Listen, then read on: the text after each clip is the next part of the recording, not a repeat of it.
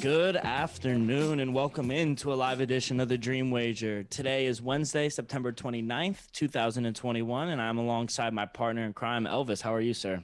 Pretty good. I'm glad to be here. Full staff today. Absolutely. Not too hot today. Not too hot. Great weather. Great weather. Good to have you along with us, and joining us from sunny South Carolina, our third member of the team, Joey D. How are you feeling today, sir? Feeling great, man. Back in action, ready to roll for today. And is it true? I heard you beat Uncle COVID. Oh, absolutely. Yeah, we're way past that. Survivor. Let's go. Oh, wait, Joy, you're survivor. That's right. Goes down in history right there. They can't hold us down. Nope, No, it takes all of us. Absolutely. Good to have you both with us today. We're going to recap an absolute beatdown the Cowboys handed the Eagles, and we got plays for tomorrow's Thursday night matchup between the Jaguars and Bengals. But I do want to start with what we saw Monday night. Dallas just beat up the Eagles all night. Now people are questioning if Jalen Hurts is actually the franchise guy. What do you think, Elvis? What do you think the problems the Eagles faced on Monday? I'm going to be honest. I just think the Cowboys is just a better team. Like I said on on Monday's show, it's just going to be a tough matchup for them overall. Yeah. Defensively, offensively. Like, the Cowboys are much better than I expected them to be. I don't know about how you guys feel, but the Cowboys look good. Dak look like he never even been hurt. He looks impressive. Yeah. The defense looked impressive. Michael Parsons he's going to be a star. He's going to be a star. I love what the secondary is doing. Trayvon Diggs, he had a great pick six. He's looking like a future Pro Bowler himself. I just feel like, they were just all overwhelmed. They were overmatched. Like, Dallas is just clearly the best team in the division. So I think the Eagles got a lot of work to do. I like what I saw from Jalen Hurts. Do you though? Yeah, I saw. You understand? His team his offensive talent is not equal to what Dallas has. So he has to work harder and make a tougher play than Dak has to do. He went 25 for 39, and it looked 14 completions, over 300 yards. Yeah, but he also had 2 picks that cost him. Yeah. But my thing is sometimes, and I want you to jump in too, Joe. Sometimes I feel like when the play collapses, even when they're just pressuring 4, he gets a little happy feet. He wants to run the ball. Tunnel vision starts occurring on him a little bit. He will learn that he just needs to step out the pocket, just step in the pocket instead of just running out. Mm-hmm. And I think he's just gonna learn that through time. But you're absolutely right. He does have happy feet, and he always just takes off after his first read is not open. And that's another thing. All his receivers are guarded, bro. Yeah. They're being guarded. Like, it was nobody that was just wide open or busted defensive play. Everything. I knew we would see defensive improvements from the Cowboys this year. I just saw it coming. Dan Quinn, I think, was a great addition to the defense. I honestly thought it was the wrong coaching hire. Wow. He's not a head coach, Like, it's some coaches that just don't fit the mold as a head coach, but he's a perfect defensive coordinator. Yeah, like, I agree. Last year, I just go off what I saw last year. Last season, the Falcons was the worst defensive passing team in the NFL. Yeah, but I don't think he had his hands on everything. You're the head coach. I get that. You're in charge. Like, you're overseeing everything. Yeah, you're not running it. You're not head of practicing, but you oversee everything, and you allowed that to happen. Yeah, I thought Dak was phenomenal. It looks like he hasn't skipped a beat. He's light on his feet. He makes always the smartest decision. Comeback player of the year is looking good now. Good call on that as well. Yeah, I just feel like him being hurt last season, he just sat and watched a lot of film. You think? And that's how he's so bro. He's leading the league with 71% completion percentage. It also helps that he has studs to help him out. But last year, wasn't he leading the league in passing touchdowns and passing yards as well before the injury? Yeah, but that was a lot of come from behind. Garbage time. Down 20 to Cleveland. They were down 20 to the Rams. They were down, I think, 17 to the Falcons. Remember that onside kick?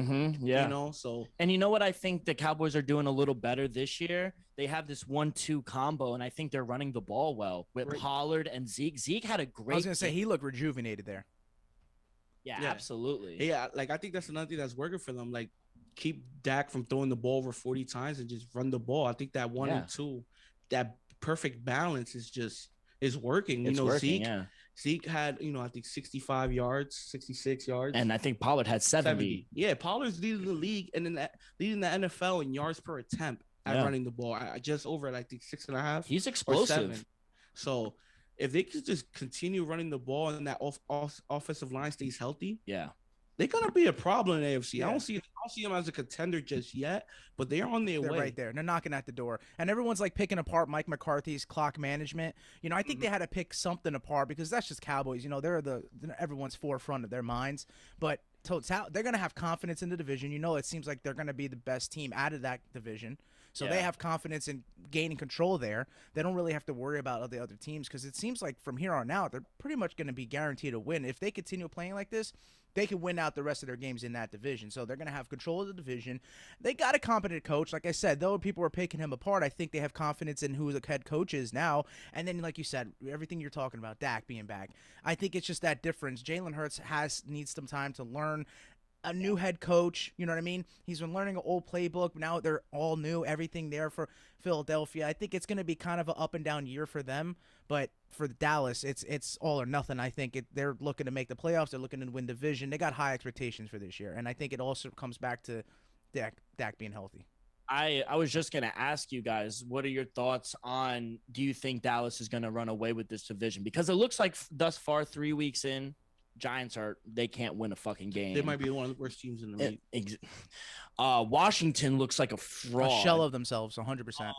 And Eagles, up and down. They're up and down. They have good games, and then they have blowouts. Yeah, we exactly what we expected from them. We expected the Giants and the Redskins. Apologize for that. Washington being a little more competitive than what they are showing. Sure. Yeah, but will they run away with the division? Honestly, Dylan, that's what it looks like.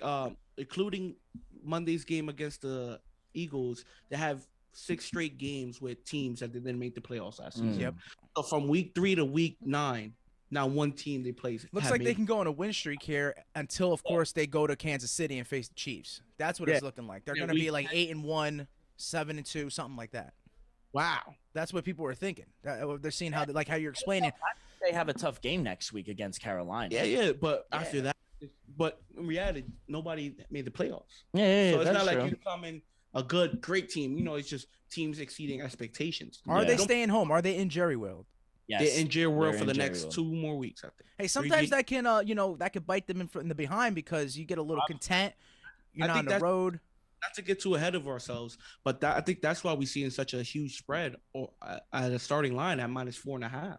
They used to say back in a couple years ago. I'm talking like I've been gambling forever, but they used to they used to say home field is 3 points automatically, and I don't think that's the case anymore. Especially since dogs are doing so well, and home field really isn't an advantage at this point. And at least have been hitting, so that means it's been close games.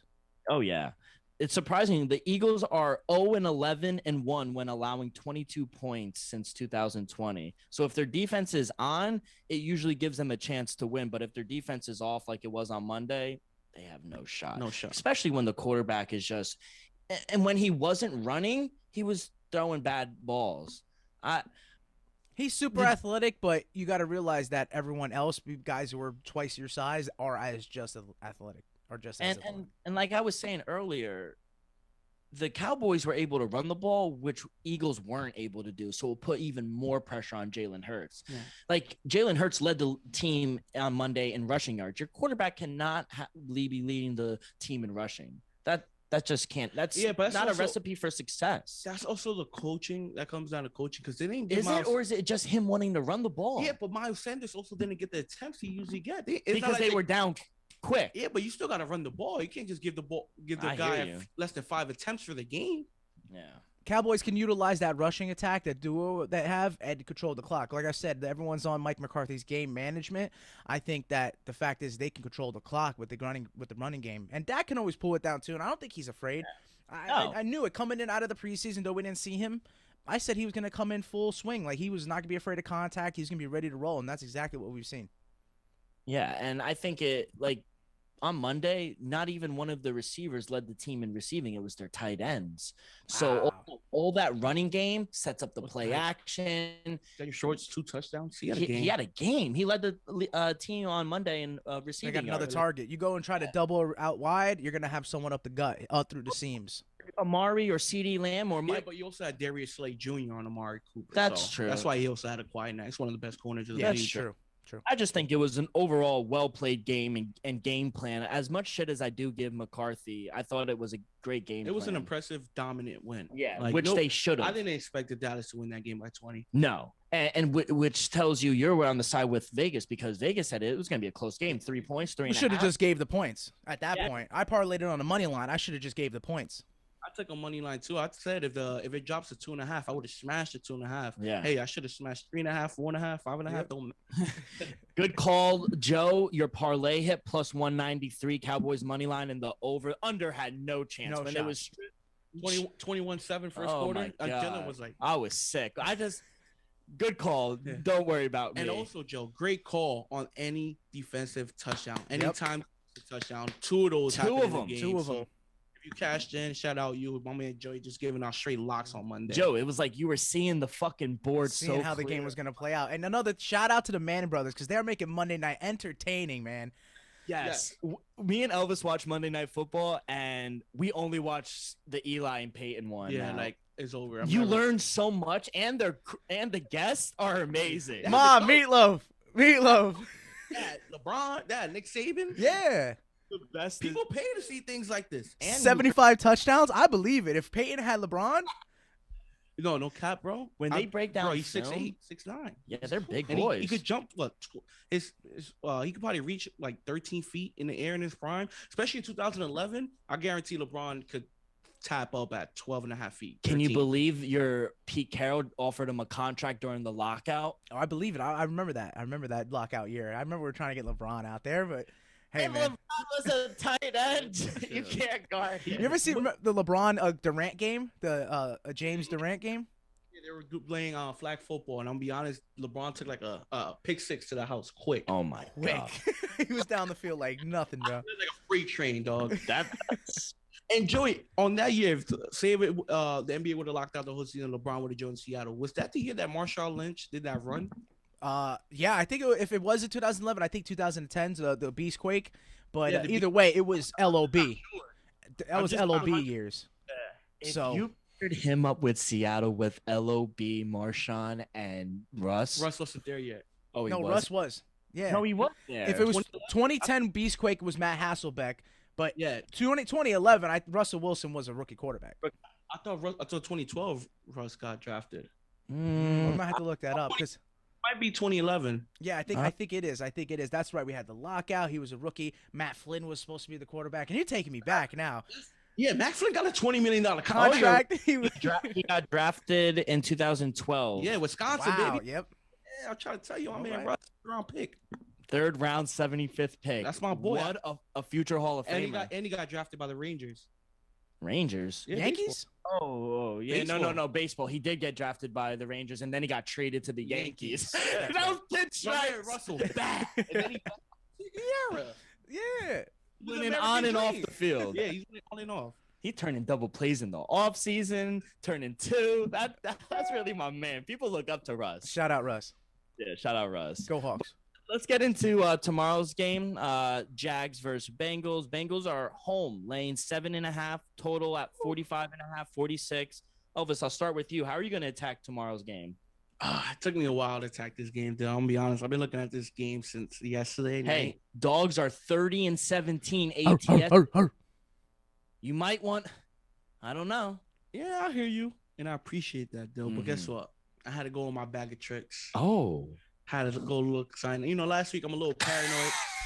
Last week I got a little paranoid because Christian McCaffrey got hurt in the first quarter. yeah, that's So fucking blue. I'm laying away from the props for a little bit. So my official play will be Cincinnati alternate spread. Oh, -4.5 at -170. I think Kansas City. I think Cincinnati will win this game easily, but I won't trust the 7.5 points. I'll be honest. That's just a little too much for me, especially with Cincinnati. Cincinnati, my whole entire life just been Cincinnati, so I can't. I'm not about to lay 7.5. So you took a -4.5 or 4? -4.5 at -170. I think 4 will probably be like -156, but let's just leave it at 4.5. I like it. It should cover the 5. Do I expect the Jaguars to possibly cover the 7.5?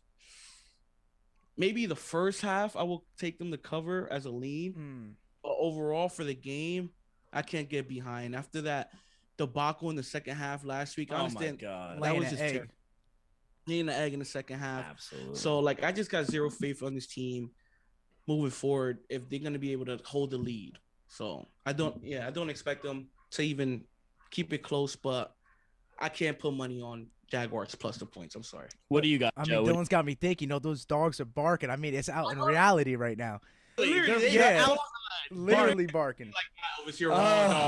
That might be a sign. That might be a sign. So that's what I was talking with Elvis about. Was man. At 7.5, that's a huge line. And on a Thursday night, we've seen overs, we've seen close games Thursday and Monday night. So, man, I had to do another parlay here, but I was willing to take a straight bet. I was willing to take a straight bet for the plus 7.5 because I thought that was high of a line. And the fact of the matter is that if they didn't lay an egg in the second half, that they could have covered. At least they could have covered. Not win outright the Jaguars against the Cardinals, but they could at least covered. And I think that there's some hope. Like you said, Cincinnati could still be Cincinnati, but we're seeing a ton of improvement on that side, offensively, defensively, through the head coach and the special teams. Like they look like an organization that's kind of putting it back together. So I like where Cincinnati's heading, but I think at plus 7.5 on a Thursday night football game, I think that this could be anyone's game. And I think Jacksonville does have a shot in terms of winning outright, but I'm certainly not willing enough and bold enough to go ahead and take them. So I will take the 7.5, but I went and parlayed it because, like I said, though I've been taking overs on the Thursday night and Monday night game, I think we're going to have a little sloppy one here. I think Jacksonville coming off that hot day in Jacksonville, they're going up to Cincinnati now. It's not like it's not like going to be a bad weather situation or anything like that, but I just think that we're going to maybe have both sides sloppy. I'm saying minimum 20 possibly from Cincinnati, like 2 field goals, 2 touchdowns, maybe 1 on the ground, 1 through the air. So that's like 20 points minimum from Cincinnati, but I don't know what to expect from Jacksonville, man. I don't know if we're going to get a bunch of turnovers from Trevor Lawrence or if we're going to see him kind of settle down in that role.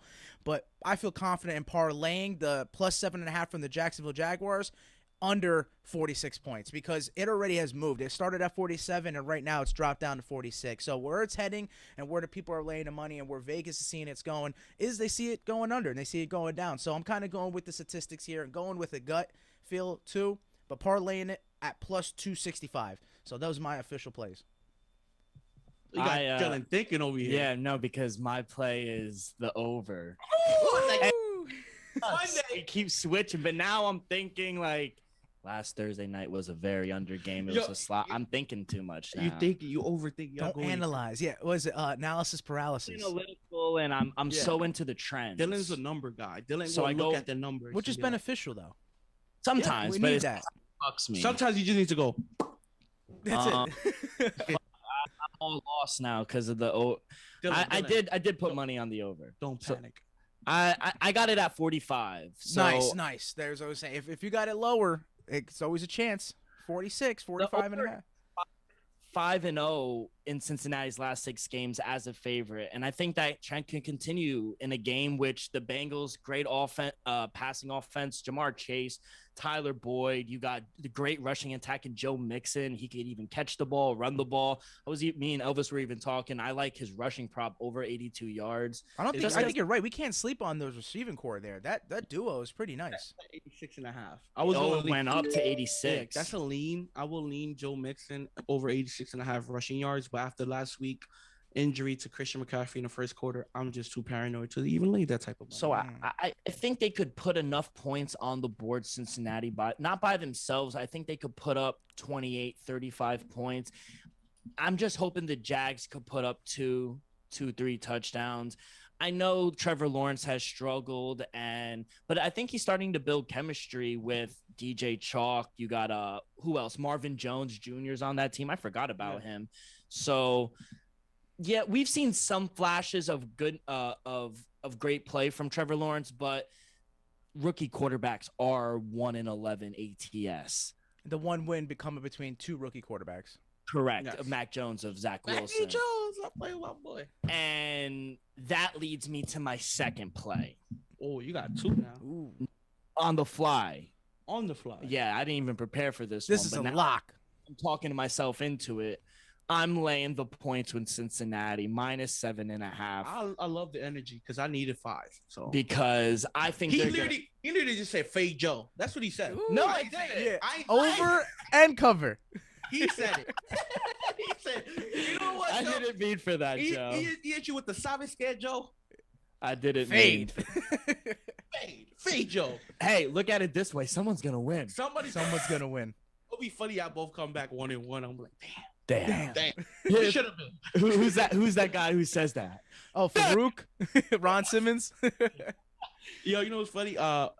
This was going to be my original play. Oh, but I just don't think it's about to happen 4 times in a row. What? Jamar Chase has scored a touchdown in each of his first 3 games, and then in the NFL, and he is -110 for any time touchdown. Oh, that's a lot. He's favored to score. I just don't think he will score 4 straight games. 4 consecutive games. It's rough, and on a Thursday night, that's tough. So if you could find him plus money not to score a touchdown, I will also lean. I don't know if that's an option. I know for him. I'm just saying. I hear you. I'm just giving it out. I'm just giving the energy out. But if he does, he's on track to Offensive Rookie of the Year. You know, I gotta say, there's something about what's his name? The guy Penny Sewell. He hasn't given up a sack since 2018 in college. So like, he hasn't even given up pressure. Yeah, he's a beast, man. I just don't think it's easy for them to give an award to a lineman, especially like an Offensive Rookie of the Year award, and then defensive. Somewhere, Joe. It does. That is true. Could be him. And I was gonna say, not to get off topic, but we did talk about it. Micah Parsons might very well be Defensive Rookie of the Year. Yeah. Also another offensive lineman who's done great. The lineman from the Chargers, not Solinger. Slater. Yeah. Sean Slater. Slater From Northwestern. Yeah. Yep. So he's been really good. I think that was a great addition. That's what they needed to protect Herbert. And that was a steal too. He was projected to go higher. Yep. I even like Jamar Chase, his over in catches 4.5. That seems kind of low. Bro, 5 receptions. Yeah, and his receiving yards is only at 66. Seems kind of low for me. But it's a Thursday night game. I think they're expecting a little off. That's what's going on, I think. But hey, he could break the mold, man. You're expecting the under, like Joe. Yeah. Oh, hey, one of us is gonna have a good night. I'll say that.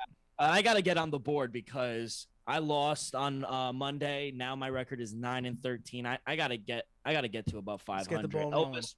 Elvis won. He's 14-17, 3 away. Joey has the best record. He won his parlay. He's 21-23. He has 1 push. That fucking blows. I hate pushes. Hey. But hey, it's better than a loss. True. So, but it's like kissing your sister. You know what I mean? But yeah, that's gonna be it. Anything before we go, Joe? No, man. We got Bellator on a Friday, so we'll get picks out for you guys then, and also at UFC. And hey, shout out to Manny Pacquiao because I heard he retired, and you know he's done so much for the sport of boxing, and in general, he's done a lot for his country. He's a congressman. You know, he's done a lot for the United States of America as well. You know, that man's a legend, and all respect to the Pac-Man. How about you, Elvis? How's your Red Sox looking? Half game lead, but no, 1 game lead. Yankees beat the Blue Jays last night, so I think we got a full game lead in the second. Got a week left. 4 days left. We got what today, Thursday, Friday, Saturday, Sunday. That's it. I think you guys can make it, right? Along with the Yankees. Rays got that division locked up, right? Yeah, Rays got it locked up. Shout out the Cardinals. 17. Yo, did you see that? If you rolled over every $19.5 million. We only got a half game lead against Seattle. Half game. Seattle's coming. I ain't gonna hold. They're coming in hot. They're coming hot. Chris flexing. I'm telling you. Flexing. That was my boy. The only thing I had to say was I wanted to mention, because we had a segment earlier on in the year about pound for pound and your list for pound fighters, and you were making the comment before we went on live and started recording that you don't even think John Jones should be up there.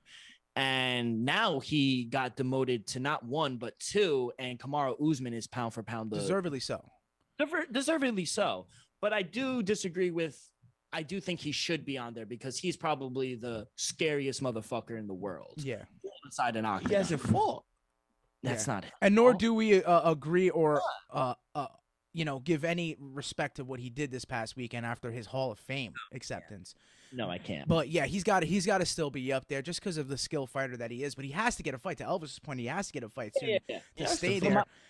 And I don't want to take away from what you were saying there, but if I were to rearrange it, I didn't have Volkanovski on that list. He deserved to be on the top 10 pound for pound list, and Patricio Pitbull losing to AJ McKee, he should drop off. So right then and there, you're going to see a change in a pound for pound list. And if we ever were to do one again, you're going to see how, of course, I adjusted it. And I want you guys to have one as well, because hey, Elvis knows a lot more now too, so he might have one.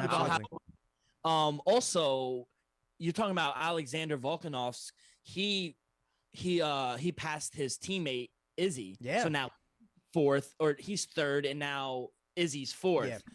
So we'll see. I mean, they both have Alexander just fought and retained, but Izzy's gonna have a tough fight against Robert Whitaker. So we'll see. It's gonna be a big one. Yes. Electric crowd. I can't wait to say that swapping. And I'm a big fan of John Jones, but no one here condones what he did. Thank you. That was the word I was looking for. Yeah. So just wanted to get that out there. Hope you guys have a great day. We'll see you guys on Friday with more picks, hot takes. Please follow along our social media, Twitter and Instagram at The Dream Wager. You can find all of our episodes wherever you listen to podcasts, Apple Podcasts, Spotify, Stitcher. If you haven't already, please subscribe, rate, give us a review. All that good stuff helps us out tremendously. Be a friend, tell a friend, and best of luck tomorrow.